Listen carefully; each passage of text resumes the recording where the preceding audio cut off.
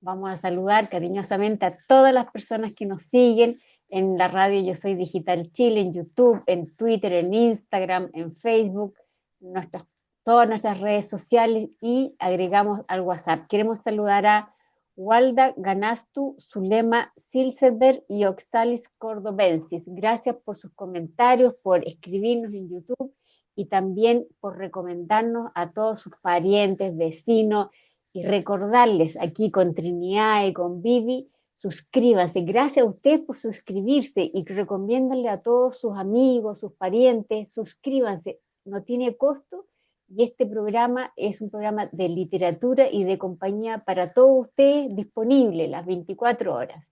Así que nuevamente saludo a Trinidad Siles, a Viviana Mazobro en este capítulo de hoy día que está muy entretenido. Adelante, Trinidad.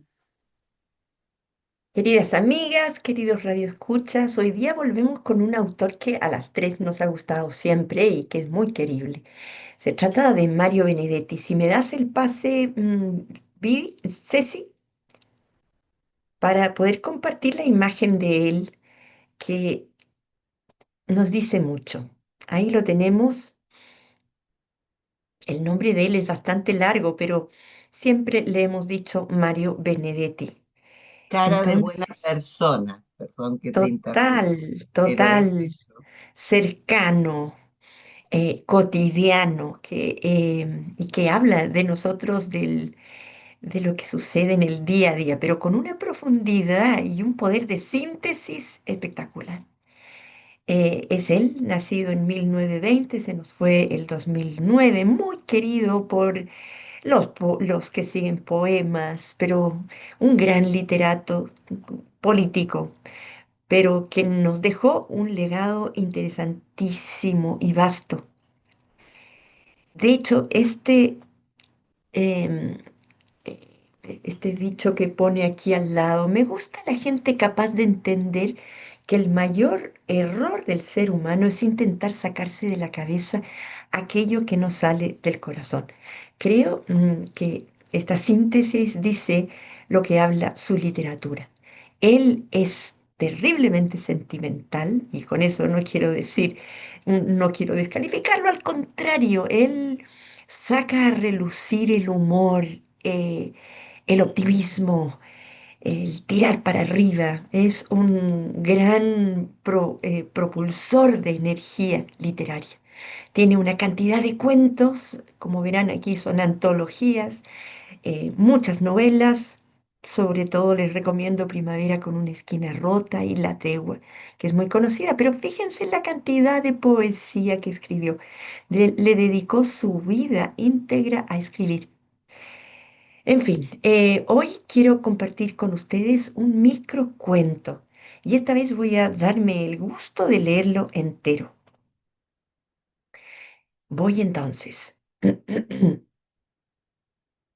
Los bomberos.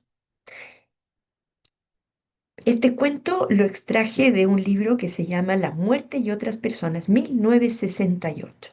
Olegario no solo fue un as del presentimiento, sino que además siempre estuvo muy orgulloso de su poder.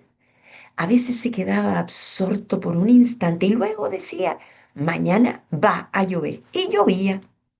Otras veces se rascaba la nuca y anunciaba, el martes saldrá el 57 a la cabeza. Y el martes salía el 57 a la cabeza. Entre sus amigos gozaba de una admiración sin límites. Algunos de ellos recuerdan el más famoso de sus aciertos. Caminaban con él frente a la universidad cuando de pronto el aire matutino fue atravesando por el sonido y la furia de los bomberos. Olegario sonrió de modo casi imperceptible y dijo, es posible que mi casa se esté quemando. Llamaron un taxi y encargaron al chofer que siguiera de cerca a los bomberos. Estos tomaron por ribera y Olegario dijo, es casi seguro que mi casa se esté quemando. Los amigos guardaron un respetuoso y afable silencio, tanto lo admiraban. Los bomberos siguieron por Pereira y la nerviosidad llegó a su colmo. Cuando doblaron por la calle en que vivía Olegario, los amigos se pusieron tiesos de expectativa. Por fin, frente mismo a la llameante casa de Olegario, el carro de bomberos se detuvo y los hombres comenzaron rápida y serenamente los preparativos de rigor. De vez en cuando, desde las ventanas de la planta alta, alguna astilla volaba por los aires. Con toda parsimonia, Olegario bajó del taxi, se acomodó el nudo de la corbata y luego, con un aire de humilde vencedor, se aprestó a recibir las felicitaciones y los abrazos de sus buenos amigos. Terminado el cuento, le cedo rápidamente la palabra a Vivi. Gracias, Trini. Si yo quería agregar a lo que nos decía Ceci de que por favor se suscriban los escuchadores, que ayer justamente tuve que dar una charla sobre el tema de los vínculos en esta etapa, ¿no? Y este programa y estos encuentros que tenemos semanalmente, que las personas después pueden vernos todas las veces que quieran, también son una forma de construir vínculos. Vínculos con nosotras tres, que estamos disponibles para conversar en YouTube, en los mensajes, pero también vínculos con la literatura, con nuevos autores, con nuevos personajes. Así que aprovechemos y saquémosle el jugo a todo aquello que pueda significar un acompañamiento. Y ahora vuelvo al cuento. Sí, este cuento está incluido en un libro que se llama La muerte y otras sorpresas y que fue publicado en el año 1968. Y haciendo un juego de palabras, creo que lo que primero sorprende es encontrar la palabra muerte junto a la palabra sorpresa, ¿no? Porque en la vida cotidiana generalmente cuando te dicen vas a tener una sorpresa, se supone que va a ser algo bonito, ¿no? Va a ser algo novedoso, algo que te va a hacer feliz. Sin embargo, es muy bueno el vínculo que establece cuando plantea la muerte y otras sorpresas. La muerte también es una sorpresa. Todos sabemos que va a llegar, pero no sabemos cuándo ni de qué manera. Eh, por lo tanto, nos sorprende seguramente a nosotros y a nuestros seres queridos o aquellos que están junto a nosotros. Y también y lo que hace Benedetti a lo largo de los 19 cuentos que forman este volumen es hablar no solo de muerte, sino también de pérdidas, que serían como pequeñas formas de morir, ¿no? Pequeñas formas de que las cosas desaparezcan. En este caso, si vamos al cuento, es su casa, que tiene un significado mucho más profundo.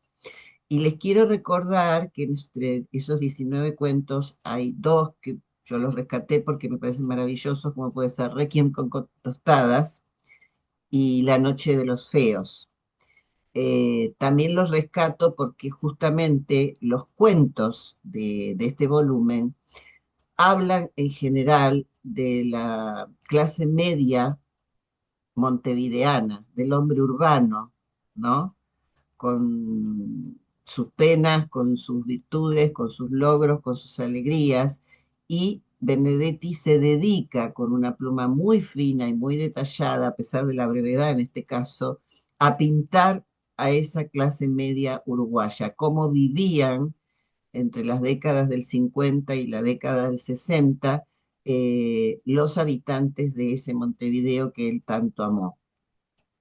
Por ejemplo, La noche de los feos relata el encuentro de dos personas absolutamente diferentes al resto, cómo se encuentran, cómo se unen, cómo se disfrutan, ¿no? Y son cuentos muy especiales, muy especiales. Ahora, refiriéndome al título, Los bomberos, eh, creo que puedo atreverme a decir que es lo menos literario que hay, ¿no? Porque son servidores públicos, son personas que, como él dice, corren con furia, una furia sana pero necesaria para poder llegar a tiempo a enfrentar a ese enemigo que es el fuego, ¿no? Que destruye y que devora. Pero en este caso, a pesar de ser unos protagonistas, perdón, unos personajes secundarios, tienen un peso específico muy importante. Son un elemento primordial para el mensaje, que eso lo hablaré en el segundo ingreso, el mensaje que Benedetti nos quiere transmitir. Y yo me quedé un poquito detenida en Olegario, que es todo un personaje, ¿no? Porque uno diría, ¿qué hace este hombre todo el día? ¿Solo se dedica a tener presagios? Porque no hay un comentario, no hay nada que lo pinte, porque se ha centrado justamente en ese, podríamos decir, don o rasgo que tiene, que lo hace tan especial, que lo hace diferente y que hace que lo admiren un poco la necesidad de los hombres. Yo hablo porque como en Argentina somos bastante similares, ¿no? Me animo a veces a hacer algún comentario. Un poco lo que busca siempre el hombre de clase media, urbano, como la vida es chata, como todos nos confundimos un poco, cuando alguien tiene una característica especial que lo diferencia, eso lo hace sentir muy importante y así lo pinta. Utiliza el adjetivo orgulloso de su poder. Tremendo. Habla de que lo respetaban con afable silencio, a pesar de que estaban yendo hacia una casa en llamas, porque ya casi la cosa era segura, que lo admiraban. Y el final es paradójico, podríamos decir, ¿no? Porque frente a esa casa que ha perdido, que se ha incendiado, Olegario, en vez de correr, ¿no? En vez de acudir a ver qué sucede cuando desciende del taxi, se maneja con parsimonia. Es toda una puesta en escena, ¿no? Porque lo hace con parsimonia, ¿por qué? Porque una vez más se ha cumplido su presagio, un tremendo presagio. Y por eso Benedetti habla que lo hace con aire de humilde vencedor. Ha vencido. Pero ahí está la sorpresa, ha perdido su casa, que no es poca cosa, una casa de 2 plantas, por lo que, fíjense cómo en algunos detalles nos deja entrever datos, ¿no? Porque dice, desde la planta alta volaban astillas con fuego. ¿Y qué hizo? Ni lloró, ni se angustió, ni gritó, creo que cualquiera de nosotros frente a nuestra casa incendiada lo haríamos, se aprestó a recibir las felicitaciones y los abrazos de sus buenos amigos. Y acá también hay un tema de escala de valores. ¿Qué es más importante para Olegario? Mostrar que tiene este poder, que puede presagiar, que puede profetizar, que puede anticipar las cosas más nimias como que va a salir el 57 a la cabeza o que va a llover y las cosas más terribles como es perder su casa o eh, seguir teniendo su casa. Es muy fuerte el cuento en la brevedad que tiene y hace una pintura sin hacerlo explícitamente, hace una tremenda pintura de los rasgos de este hombre que es el personaje principal. Así que creo que hay mucho más para que reflexionen, pero por ahora vamos a dejarlo acá. Adelante, Ceci. Gracias, me encanta que hablan ustedes sin mirar un papel. Yo tengo que mirar el papel de todo lo que anoté. El aspecto psicológico, la casa se quema, pero lo que importa es tener la razón. Miren el protagonista, su actitud pasiva, revela un tipo de narcisismo silencioso, pero en el fondo ser reconocido como el que sabe y no el que sufre. En la parte de simbólica, el fuego y la casa en llamas, no hay afecto por el hogar. Él nos muestra totalmente una frialdad, aunque a lo mejor si por dentro está muriéndose de pena, pero no, frente a los amigos, nada. Los bomberos representan los símbolos de lo real, acuden a lo urgente, y Olegario observa solamente. Los amigos, el público que aplaude. Sin esos amigos no hay show, ¿cierto? Él no puede representar lo que él hace, lo que el autor no representa en el cuento. Es alguien. Los amigos son cómplices pasivos del olegario, lo escuchan, lo admiran, pero no lo confrontan, no le dicen nada, simplemente lo van aplaudiendo. El verdadero incendio no está en su casa, sino que está en su orgullo. No baja la guardia y no trata de evitar el incendio ni de salvar nada a pesar de los presagios. Simplemente se conforma con que tenía la razón. No, es que el olegario del cuento es increíble. Los amigos funcionan como espejo de la vanidad. Sin ellos el presentimiento no tendría nada de valor. ¿Cómo funciona esto? El taxi es como el puente, transforma la procesión de ir en busca de la casa y los bomberos en algo absurdo. Camino hacia la validación del yo. Más una vez, él va a confirmar que tenía la razón. Olegario no corre a salvar nada, simplemente a confirmar su presagio. No, la verdad que el cuento es muy simpático, pero al final a uno le deja igual pensando. Aquí le quiero dar la palabra a la Trini. Adelante, Trini. Bueno, de un cuento tan chico todo lo que se puede sacar. Vuelvo a mostrarles el PowerPoint porque quiero mostrarles la estructura que tiene este cuento, ¿no? Em, Aquí lo tengo un poco subrayado, pero es esto, un cuento, es un mini cuento, pero un mini cuento que envuelve una vida de estos chiquillos y de la reacción que producen el resto, ¿no? Pero esta estructura del mini cuento puede anunciar mucho contenido. Pensemos en dos autores que también han escrito microcuentos, como son, por ejemplo, este autor, a ver si lo adivinas, Vivi, que se llama Monterroso. tal cual, El dinosaurio. Fíjense el Dicen que es el microcuento. iniciador del microcuento. Claro, está un poco difusa la imagen, pero simplemente les quiero mostrar en qué consiste este cuento. El dinosaurio. Cuando despertó, el dinosaurio todavía estaba allí.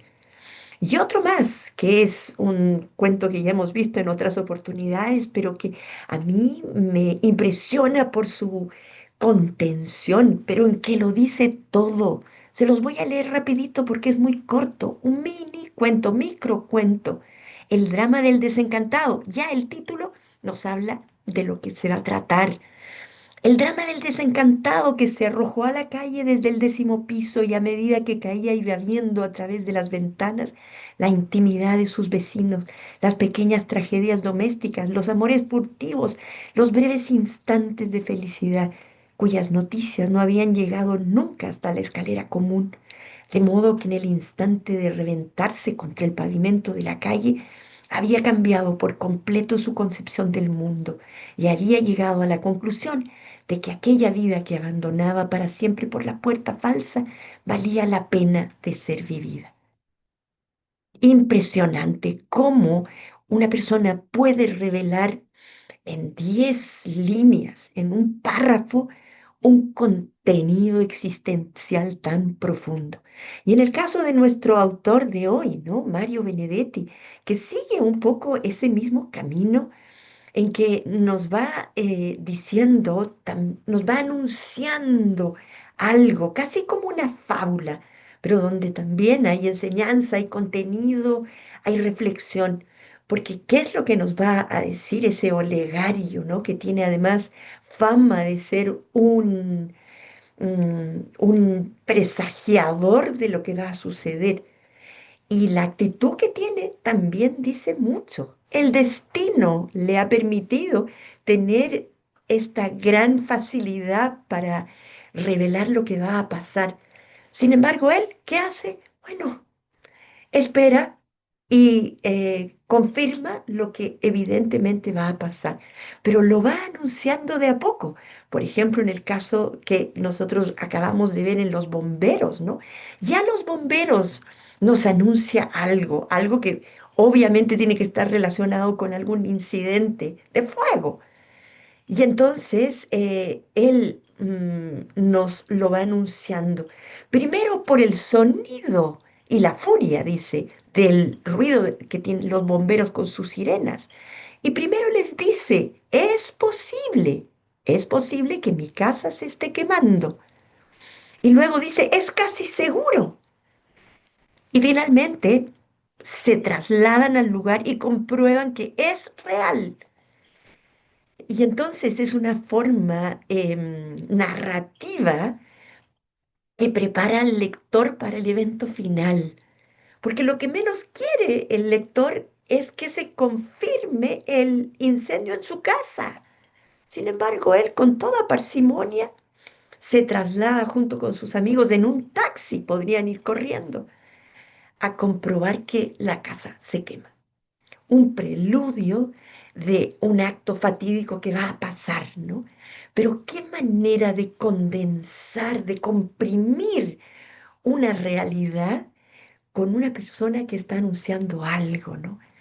Em, ¿Cuántas situaciones uno mismo tiene en la mente? Yo no sé si les pasa, pero de pronto, cuando yo estoy cerca de mi casa y siento una sirena, no dejo de pensar, ¿podría ser en mi casa? ¿Y por qué no? Y lo mismo, cuando siento una sirena de hospital, podría también pensar, ¿no le habrá pasado algo a los míos? Afortunadamente yo no soy una anunciadora de situaciones que van a pasar, no, porque qué terror, porque en el fondo es como anteojos ante el eventual suceso. No, no quisiera yo ser esa, pero hay muchas personas que tienen ese don, ¿eh? Que yo no sé si es un don o es una responsabilidad insoportable, ¿no? Porque, ¿qué hace uno sabiendo que va a pasar y qué actitud toma? Interesante la forma en que nos presenta el cuento, pero no dejo de recordar y de asociar algunos recuerdos, ¿no? De personas que tienen esa capacidad para adelantar los hechos. Yo recuerdo en algún momento en que estábamos fuera de la ciudad y mi mamá esperaba luego la muerte de un hermano en otro país. Y apenas llegamos a la casa, en ese momento salió una de las nanas que queríamos tanto en la casa para anunciarle que acababan de llamar por teléfono. Ya mi madre sabía, preveía que eso iba a suceder y sucedió. Por lo mismo, ¿no? ¿Qué capacidad tiene Mario Benedetti de acercarnos a lo cotidiano, a lo existencial, que puede ser también de una gravedad profunda, como es, por ejemplo, la muerte, ¿no? Muy bien, gracias chiquillas. Yo me alegro de haberles presentado este texto porque le hemos sacado harto y estoy segura que con sus próximas palabras van a seguir cerrando un poco más, ¿no? Vivi, te cedo la palabra. Gracias. Sí, vamos a seguir profundizando porque hay mucho más que sacar de este cuento, eh, que no está circunscrito específicamente a la historia, pero se deja ver. Digamos que los analistas o los críticos de literatura que leen los cuentos, que han leído los cuentos de Benedetti, señalan que en este volumen hay cuentos fantásticos o cuentos, los llamaría simbólicos tal vez más que fantásticos, porque si bien, como nos decía Trini, en este cuento se describe una realidad cotidiana, ¿no? Y sucesos, que alguien que prevé sucesos altamente fortuitos, porque acá no había ningún antecedente, pero si nos ubicamos en la época, estos cuentos fueron escritos entre los 50 y los 60. Y vamos a ir un poco a lo político, o a caracterizar qué pasaba en la historia de Uruguay en ese momento. La década de los 50 fue una década de bonanza, con buen desarrollo económico, pero ya los 60 las cosas se empezaron a poner un poco más oscuras, se empezaron a complicar. La paz y la tranquilidad que se había vivido hasta ese momento comenzó a ponerse un poco compleja y se van produciendo los hechos que desembocarían, como en la mayoría de los países sudamericanos, en las dictaduras militares de los años 70, ¿no? Y en este caso se considera este cuento más fantástico que realista, porque así como en Casa Tomada, que lo hemos leído en este espacio, eh, Julio Cortázar simbolizaba ese avance sobre la casa en un avance sobre la democracia, ¿no? Que también sucedió en la Argentina, en este caso la casa se toma como un símbolo del país o de la nación. Y ese fuego, ese incendio, es la concreción de la tremenda amenaza que se produciría casi una década después, porque creo que también fue en el 73 fue el golpe en Uruguay.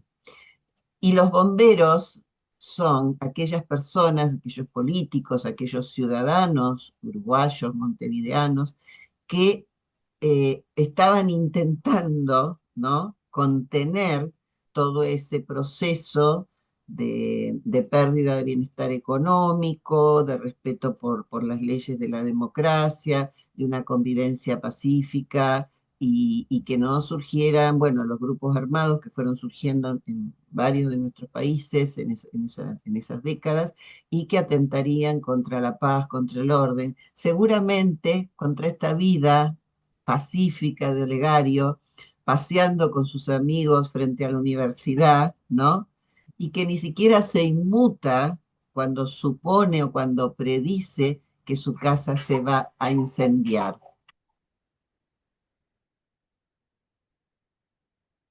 Silenciamos a este que quiere participar sin permiso, el cucú. Así que fíjense que aún hay mucho más contenido, ¿no? Para sacar de este cuento que lo que está propiamente dicho en las líneas y lo que está sugerido y avanzar sobre eh, Benedetti sufrió mucho, todos los avatares de su país, él lo vivió en carne propia, así que siempre en la mayoría de sus cuentos aparece algo de esto. Si no aparece en forma explícita, aparece en forma implícita. Y en este caso estamos frente a los símbolos, que son elementos muy valiosos en la escritura, símbolos poco convencionales, ¿no? ¿A quién se le ocurriría pensar? Todos sabemos que la paloma es el símbolo de la paz, pero en este caso no es tan sencillo pensar que esta casa es el símbolo de un país que está comenzando a incendiarse y que está comenzando a destruirse. Así que bueno, creo que por Yo lo menos quiero tenemos... preguntarte algo. Es que me Sí, encanta lo que acabas de comentar porque me hace alusión a, bueno, al cuento que tú nombraste y que a Cortázar le dio mucha impresión cuando interpretaron el cuento de Casa Tomada. sí, que dijo Porque que él no. decía, yo no hubiera pensado en Exacto, querer ilustrar esa realidad política del exactamente. entonces. Y acá habrá sabido Mario Benedetti que La simbolizaba con este interpretación, cuento sí. lo que tú acabas de explicar. Se me ocurre que tal vez Genial, sí, no genial. sería más fácil, pero también habla de la capacidad de los lectores y de los analistas de apropiarse de los textos y de darles nuevos significados, porque también si lo leyeron en el momento tal vez no lo vincularon, pero con los sucesos posteriores pudo haberse pensado en esta situación. Sí, recuerdo que Cortázar cuando le decían que Casa Tomada representaba la casa al país y bueno, y la dominación, ¿no? A través de la dictadura, él decía que no, que lo había escrito como una simple, bueno, no simple, pero Que cobran interesante más historia. valor entonces los bomberos. Exacto, sí, sí, por eso yo dije, al principio mencioné esto de que Qué los buen bomberos, punto, Vivi. no, no hay por qué, me gusta compartir, lo encontré, lo busqué, lo pensé, como vengo también del Río de la Plata, enseguida me armonizó las neuronas y me pareció interesante compartirlo. Así que gracias y adelante, Ceci. Mira, radio escuchas, qué riqueza es todos estos análisis que se han entregado hoy día aquí a todos ustedes y compártanlo, como dice Trini. Lo que Vivi hoy día nos ha comentado enriquece mucho más este análisis y veamos y debatan entre sus grupos de literatura o grupos de amigos a ver qué piensan ellos también. Y entre medio, Benedetti también nos dice que plantea la idea de que el conocimiento sin humanidad y sin afecto es vacío. Y el autor también nos indica que el retrato del ser humano que se ha intelectualizado tanto que ha dejado de sentir. En realidad, Benedetti siempre, como dicen aquí mis amigas, es impactante, es maravilloso. Y con esto, antes de cerrar, quiero saludar a Oxalis Cordobensis, que nos dice: grata sorpresa la mía al encontrar este trío de mujeres, me encantó la lectura y las interpretaciones. El final fue soñado de un cuento que interpretamos.